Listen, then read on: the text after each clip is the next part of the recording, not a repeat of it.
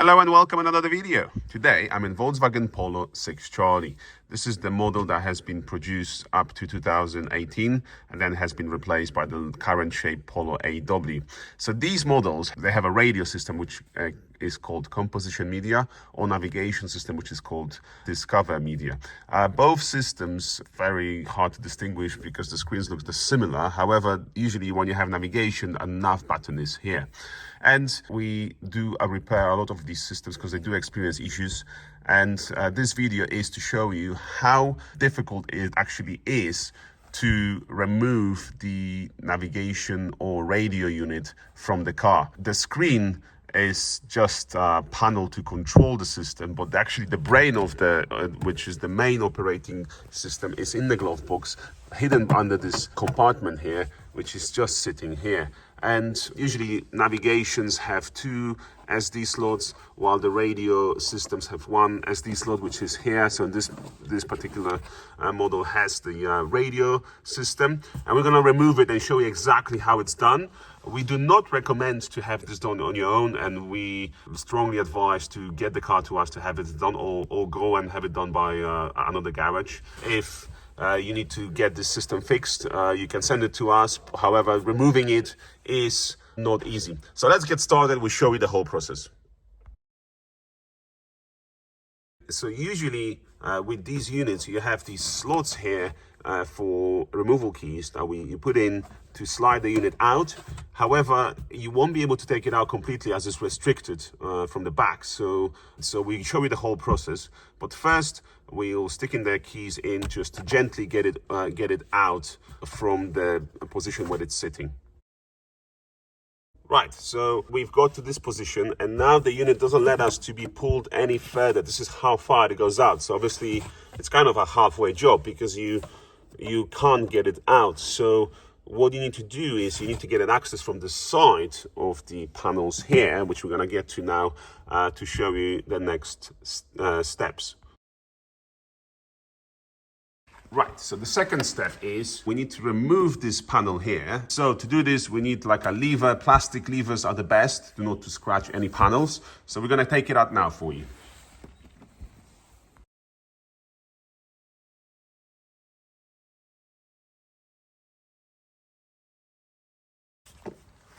Now that we have the panel off, we need to find a clip that holds the wiring that restricts removing this unit completely. And those clips are usually attached to this metal plate. I'm trying to show you, but it's really narrow and I can't point it out to it. But with a screwdriver here, we're trying to show you there's a little clip that is attached to the metal plate, and we need to push it out to be able to unclip the wiring from that section here.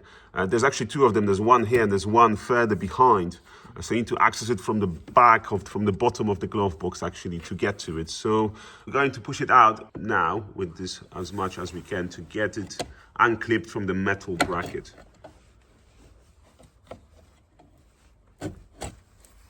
There you go. So that's one done. There's another one that we need to find now, which is further back. So to access it, we need to go from the bottom of the glove box.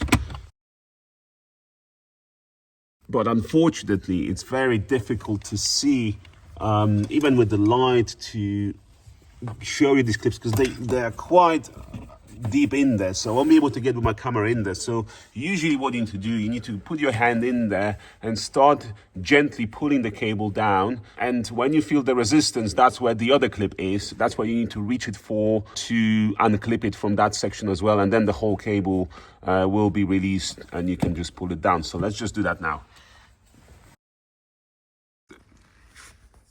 Right, so here we have those two clips, so you can see how the clips actually looks and how it attaches to the different areas in the car. So that's what you're looking. This is the one and the other. These are the two clips that hold this cable in place.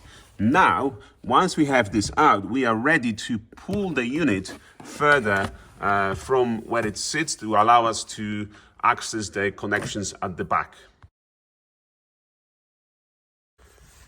In order to pull out this unit further with the cable now loose, you need to wiggle it left and right gently and at the same time feed it from the bottom, feed the cable so it all goes smoothly like a one action. So we're going to try to do it now. So we trying to adjust the cable from the back as well as pulling it from the front here, and that just releases it and allows us to pull it further and further. So as you can see, there you go, we've managed to feed the cable from the bottom there and get the access to the back of the connections now here. So there you go. So we've got, this is why it's difficult, because that cable is attached at the back and it's just so tight, you will never get this out unless you get access to those clips and so on. So now that we have the back of it accessible, we can start unplugging all the connections. So the first one you're going to start with is the power. So it's the quad lock. So you want to unhook this first. So we're doing that as one. So the next would be the HSD connections, which is the USB connection and screen connection, video feed to the screen here. So we're going to remove these now.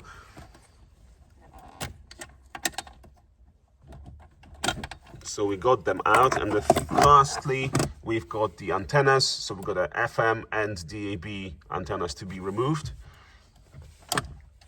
On cars with navigation system, you will also have additional connection for the GPS, which also will be a FACRA type connection, so it'll be the same as the radio antennas.